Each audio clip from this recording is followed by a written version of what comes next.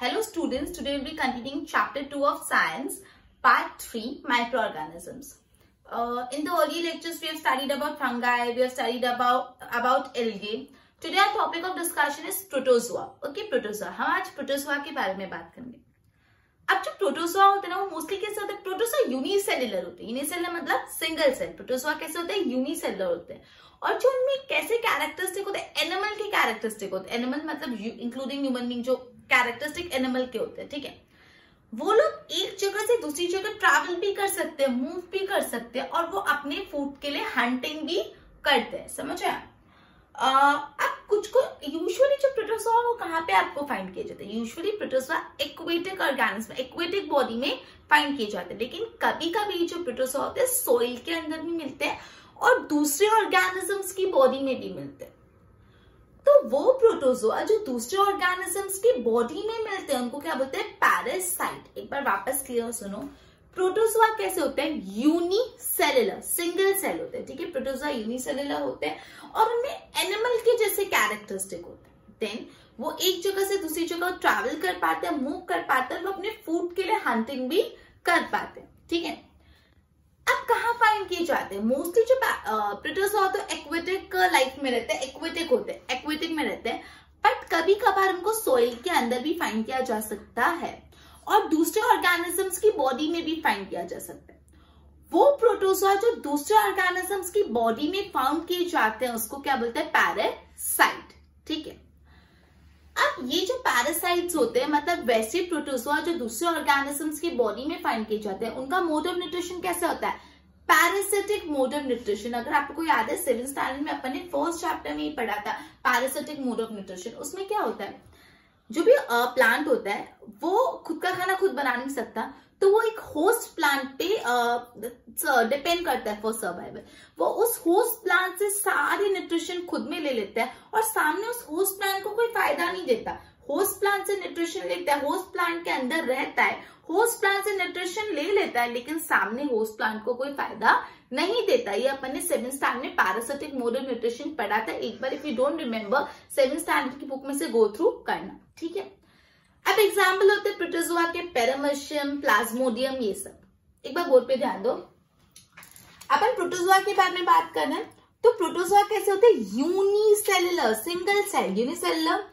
और इनके कैसे कैरेक्टरिस्टिक होते हैं? Animal like characteristic. They can move from one place to another. वो एक जगह से दूसरी जगह मूव कर पाते हैं. And they can even Hunt for food. वो अपने खाने के लिए हंटिंग भी कर सकते हैं. मोस्टली कैसे होते हैं प्रोटोजोआ? एक्वेटिक. मोस्टली कैसे होते हैं? एक्वेटिक. लेकिन कभी कभार वो सोइल में भी फाइंड किए जाते हैं and in the bodies of other organism.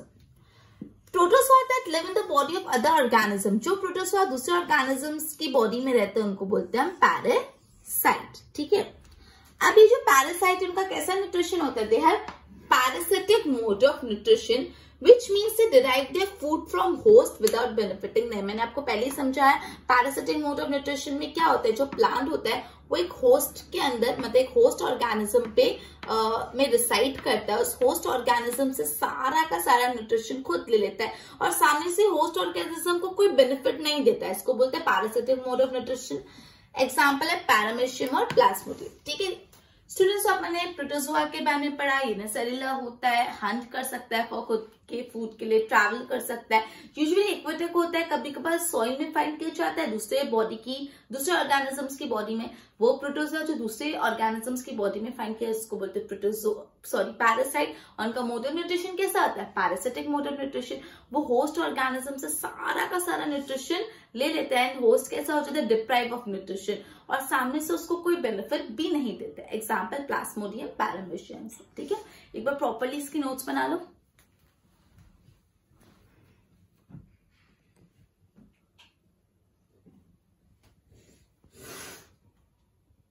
Next topic would be virus. अब वायरस के बारे में पढ़ने वाले हैं. Virus one of the smallest micro organisms है. अपने बैक्टीरिया के बारे में बताया याद है? वो स्मॉलेस्ट, सिंपलेस्ट और ओल्डेस्ट माइक्रो ऑर्गेनिज्म है। तो जो वायरस है ना वो बहुत वन ऑफ द, सबसे छोटा तो नहीं लेकिन one of the smallest micro organism है। वो इतना स्मॉल है कि हम इसको जो सिंपल कंपाउंड माइक्रोस्कोप है ना उसके मदद से तो देख भी नहीं पाते। तो वायरस को देखने के लिए वो एक स्पेशल टाइप का माइक्रोस्कोप चाहिए होता है जिसको हम बोलते हैं इलेक्ट्रॉन माइक्रोस्कोप। समझ आया? बोला है कि जो वायरस है वो one of the smallest organisms है, माइक्रो ऑर्गेनिज्म, एक बहुत छोटे माइक्रो ऑर्गेनिज्म है। वो इतने छोटे होते हैं कि हम उनको सिंपल जो कंपाउंड माइक्रोस्कोप होता है उसकी मदद से तो हम उसको देख नहीं पाते, हमको उनको देखना पड़ता है with the help of special microscope called electron microscope. अब ये जो वर्ड है ना वायरस, वो एक लैटिन वर्ड से है, वो एक लैटिन वर्ड से है और उस लैटिन वर्ड का मतलब होता है पॉइजन। क्या मतलब होता है? पॉइजन। ठीक है। अब ये जो वायरस है तो उनका कोई सेलुलर स्ट्रक्चर नहीं होता, सेल वॉल या न्यूक्लियस में उनका सेलुलर स्ट्रक्चर उनका नहीं होता। ठीक है। अब है ना ये वायरसेस कैसे होते हैं? जब वो होस्ट बॉडी में नहीं होते। होस्ट बॉडी मैंने ऑलरेडी आपको एक्सप्लेन किया, अपन किसकी पार्टी में जाते हैं तो उसको क्या बोलते हैं? होस्ट। तो होस्ट मतलब दूसरे ऑर्गेनिज्म है। ठीक है। तो जब भी वायरस होस्ट ऑर्गेनिज्म में नहीं एंटर करते, होस्ट की बॉडी में नहीं एंटर करते, तो वो एकदम इनएक्टिव रहते हैं। वो ना रिप्रोड्यूस कर पाते, कुछ नहीं कर पाते, वो एकदम इनएक्टिव रहते हैं। ठीक है, इतनी समझ है? एक बार बोर्ड पे ध्यान दो। Virus one of the smallest micro organism है। They are so small that they can not be seen with the help of a ordinary compound microscope से तो आप उसको देख ही नहीं सकते। You need a special microscope जिसको बोला जाता है इलेक्ट्रॉन माइक्रोस्कोप। अभी जो वर्ड वायरस है वो एक लैटिन वर्ड से है जिसका मतलब होता है पॉइजन। ये जो वर्ड वायरस है वो एक लैटिन वर्ड से आया है जिसका मतलब होता है पॉइजन। इनका कोई सेलुलर स्ट्रक्चर नहीं होता। अब ये इंपॉर्टेंट, वायरस इनएक्टिव रहते, कोई एक्टिविटी नहीं दिखाते when outside the host body. जब वो होस्ट बॉडी के अंदर नहीं होते, वायरस जब होस्ट में एंटर नहीं करते तब तक वो एकदम इनएक्टिव रहते। आई होप इतना क्लियर हुआ। एक बार प्रॉपरली इसको देख के नोट्स बनाओ, बोर्ड पे देख के नोट्स बनाओ। ओके, अब मैंने पढ़ा जो वायरस है वो कैसे रहते हैं? इनएक्टिव रहते हैं जब तक वो होस्ट बॉडी में एंटर नहीं करते। वो एकदम इनएक्टिव रहते हैं, वो ग्रो भी नहीं कर पाते, मूव भी नहीं करते, रिप्रोड्यूस भी नहीं करते, एकदम इनएक्टिव स्टेट पे रहते हैं। लेकिन जैसे ही ये वायरस होस्ट में एंटर करते हैं तो वो उस होस्ट ऑर्गेनिज्म से पूरी एनर्जी खुद में ले लेते हैं और फिर वो डिवाइड होते हैं, मतलब मल्टीप्लाई होते हैं, डिवाइड होते हैं और बढ़ते जाते हैं, ग्रो होते हैं, रिप्रोड्यूस होते हैं और इस तरह से जो होस्ट ऑर्गेनिज्म है उनमें बीमारियां फैलाते हैं, उसमें बीमारियां फैलाते हैं। ठीक है, ठीक है, एक बार बोर्ड पे ध्यान दो। They are not capable of growing, moving और रिप्रोड्यूसिंग। वायरस जब होस्ट ऑर्गेनिज्म होस्ट बॉडी में नहीं होते तो ना वो ग्रो कर पाते, ना वो अपनी जगह से मूव कर पाते, ना वो रिप्रोड्यूस कर पाते, ये सब चीजें वो कर नहीं पाते। But as soon as they enter the host body, एक बार वायरस होस्ट बॉडी में घुस गए, वो कैसे हो जाते? एकदम एक्टिव हो जाते हैं, उनकी एक्टिविटी चालू हो जाती है। And they derive energy of the host cell. जिस होस्ट में वो बैठे हैं ना उनसे पूरा का पूरा एनर्जी ले लेते हैं।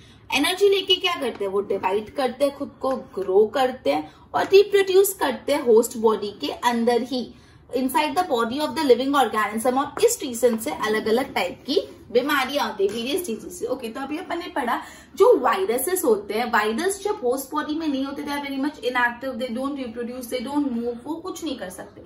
पर जैसे वो होस्ट बॉडी में एंटर करे तो उनकी एक्टिविटी तुरंत चालू हो जाती है। वो क्या करते हैं?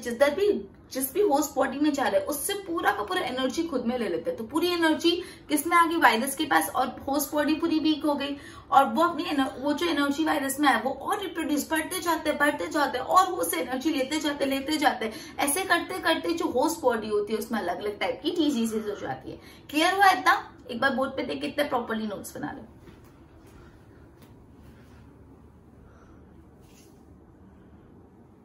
तो अलग अलग टाइप की डिजीजेस हो जाती है होस्ट में। मतलब प्लांट और एनिमल में वायरस के कारण अलग अलग टाइप की डिजीज हो जाती है। अब अपन पढ़ते हैं प्लांट में कौन सी डिजीजेस होती है वायरस के कारण, एनिमल में कौन सी होती है, ह्यूमन बीइंग में कौन सी होती है। एक बार बोर्ड पे देखो, प्लांट में कौन सी डिजीज होती है? Tobacco mosaic virus. ये एक वायरस का नाम है, टोबैको मोसाइक वायरस। इस वायरस से क्या होता है? जो भी टोबैको प्लांट होते हैं उनके जो लीव्स होते हैं उनपे इफेक्ट आता है। Tobacco mosaic virus effect the leaves of tobacco plant. Tobacco plant के लीव्स को इफेक्ट करते हैं। फिर barley drop virus. Barley drop virus ये एक वायरस है, वो किसको इफेक्ट करता है? बार्ली के क्रॉप को। ककम्बर मोज़ेक वायरस, ये किसको इफेक्ट करता है? ककम्बर जो प्लांट होते हैं उसके लीव्स को, ठीक है। तो अपन ने पढ़ा है जो वायरसेस है वो प्लांट्स को कैसे इफेक्ट करते हैं। अपन ने पढ़ा है जो टोबैको मोज़ेक वायरस है, टोबैको मोज़ेक वायरस, ये किसको इफेक्ट करता है? टोबैको, तो टोबैको के लीव्स को, leaves of tobacco plant. Barley drop virus जो है, वायरस का नाम है, वो किसको इफेक्ट करता है? बार्ली के क्रॉप को। ककम्बर मोज़ेक वायरस किसको इफेक्ट करता है? Leaves of cucumber plant. अब अपन पढ़ रहे हैं वायरस का इफेक्ट एनिमल पे कैसा आता है। तो एनिमल पे फुट और माउथ डिजीजेस हो सकते हैं एनिमल को वायरस से, फुट और माउथ डिजीज, रेबीज, जो डॉग में बीमारियां होती है रेबीज, ये डिजीजेस हो सकते हैं। ह्यूमन बीइंग में क्या हो जाता है? पोलियो हो सकता है वायरस से, स्वाइन फ्लू हो जाता है, कोल्ड कफ हो जाती है, ठीक है। अब ये बहुत इंपॉर्टेंट है, कुछ कुछ ऐसे माइक्रो ऑर्गेनिज्म है जो इन्फेक्ट करते हैं बैक्टीरिया को, वो बैक्टीरिया में भी घुस जाते हैं। कुछ कुछ वायरस होते हैं जो किसको इन्फेक्ट करते हैं? बैक्टीरिया को, और वैसे वायरस को बोलते हैं बैक्टरोफेज, जिसको बोलते हैं बैक्टरोफेज, ठीक है। अपन यहाँ पे पढ़ रहे हैं कि जो अलग अलग बीमारियां होती है वायरसेस के कारण, उसमें अपन ने पढ़ा कि कुछ कुछ बीमारियां प्लांट को होती है। प्लांट में अपन ने 3 पढ़ी, टोबैको मोज़ेक वायरस, ये वायरस किसको इफेक्ट करता है? टोबैको प्लांट के लीव्स के। सेकंड अपन ने पढ़ा बार्ली ड्रॉप वायरस, जो बार्ली के क्रॉप को इफेक्ट करता है। फिर अपन ने पढ़ा ककम्बर मोज़ेक वायरस, जो ककम्बर के लीव्स को इफेक्ट करता है। एनिमल में वायरसेस से जो एनिमल में डिजीजेस होती है वो होती है rabies, foot and mouth disease, ये सब डिजीज होती है। और जो ह्यूमन बीइंग में वायरस से डिजीज होती है वो हो जाता है स्वाइन फ्लू, पोलियो, कफ, कोल्ड। अब कुछ कुछ ऐसे माइक्रो ऑर्गेनिजम्स होते हैं जो कुछ कुछ ऐसे वायरस होते हैं जो बैक्टीरिया को भी इन्फेक्ट करते हैं, जिसको बोलते हैं कुछ कुछ ऐसे वायरस होते हैं जो बैक्टीरिया को भी इन्फेक्ट करते हैं, उन वायरसेस को बोला जाता है बैक्टीरियोफेज, ठीक है। इंपॉर्टेंट है, ध्यान रखना। एक बार आपने जितना ही पढ़ा उसकी प्रॉपर्ली नोट्स बना लो।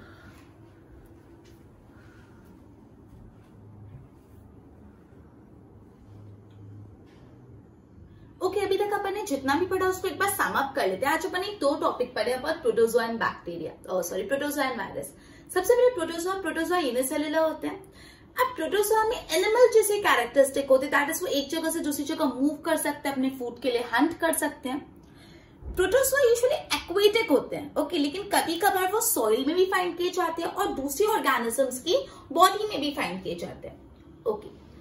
वैसे प्रोटोजोआ जो दूसरी ऑर्गेनिजम्स की बॉडी में फाइंड किए जाते हैं उनको क्या बोलते हैं? पैरासाइट। क्या बोलते हैं? पैरासाइट। और ये मोड ऑफ न्यूट्रिशन को बोलते हैं parasitic mode of nutrition. We have already studied in standard 7। Parasitic mode of nutrition क्या होता है? जो पैरासाइट्स होते हैं वो होस्ट पे डिपेंड करते हैं फॉर द न्यूट्रिशन, होस्ट से पूरा न्यूट्रिशन ले लेते हैं और होस्ट को कोई बेनिफिट नहीं देते, ठीक है। Parasitic mode of nutrition, for example अपन ने पढ़ा पैरामीशियम, प्लाज्मोडियम, ये सब प्रोटोजोआ का एग्जाम्पल है।